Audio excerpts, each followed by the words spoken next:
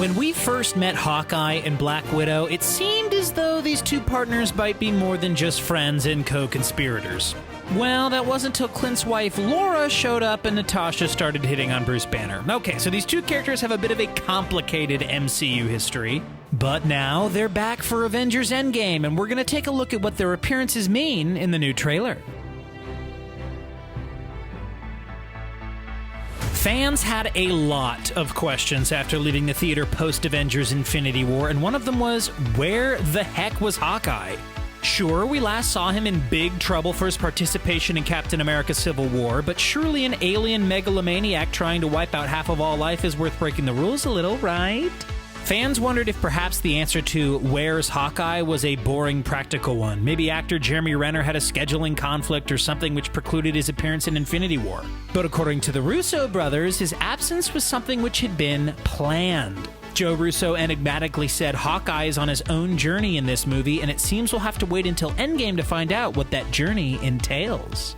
But we've gotten some pretty major hints about what Clint Barton has been up to thanks to the trailers for Endgame. The first one showed Clint looking distinctly unlike his Hawkeye persona, and more like a character named Ronin from the comic books. Ronin is another darker, grittier alias assumed by Clint Barton after he goes through some pretty heavy events. The reason he decides to stick with the Ronin name is because another hero took on the Hawkeye mantle in his absence, and we think we might have gotten a glimpse of her in the latest trailer.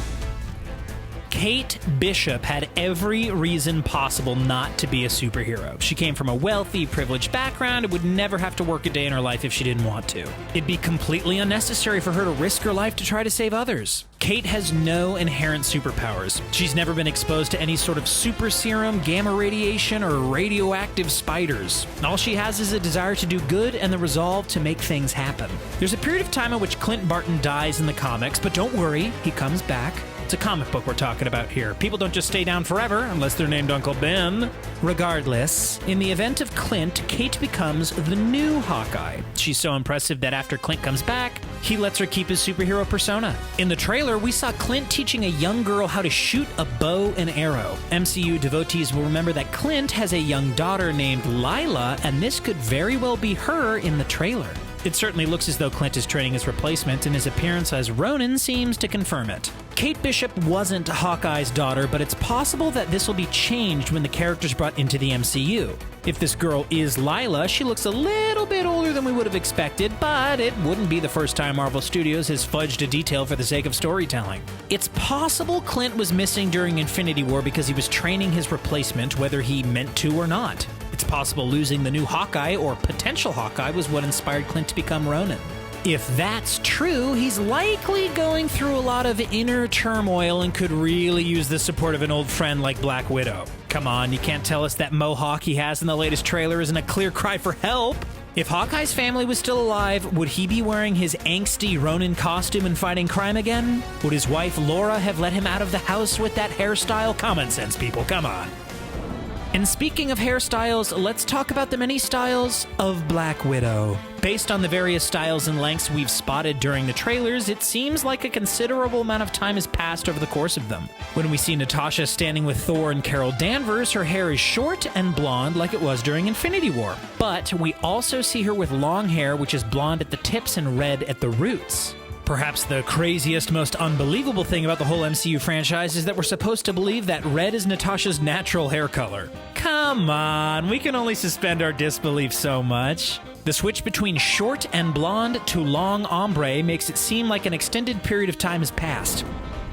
Not only are we excited to see Natasha and Clint back on the big screen, but we're looking forward to seeing them working together again. Although much of it happened off-screen, these two characters have a long history together and have been through some truly troubling times.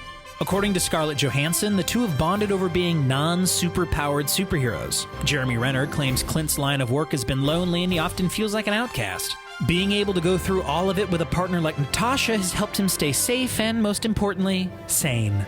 Black Widow and Hawkeye had a romantic relationship in the comics and were even engaged for a period of time, but in the MCU, these two have been shown as solely platonic pals. We think their relationship in Endgame is a positive sign for the evolution of the MCU. There was a time when female characters struggled to be anything more than the one-dimensional love interests. Now we have a strong female character like Captain Marvel and awesome male-female relationships like T'Challa and Okoye. It's a relief to see that Marvel Studios is capable of showcasing that men and women are capable of having strong platonic bonds with one another. What do you think about the relationship between Black Widow and Hawkeye? Are you glad to see these two back in action, or would you prefer they stay apart? Tell us what you think in the comments section, and then click on the subscribe button for more videos from us here at CBR. Bye for now.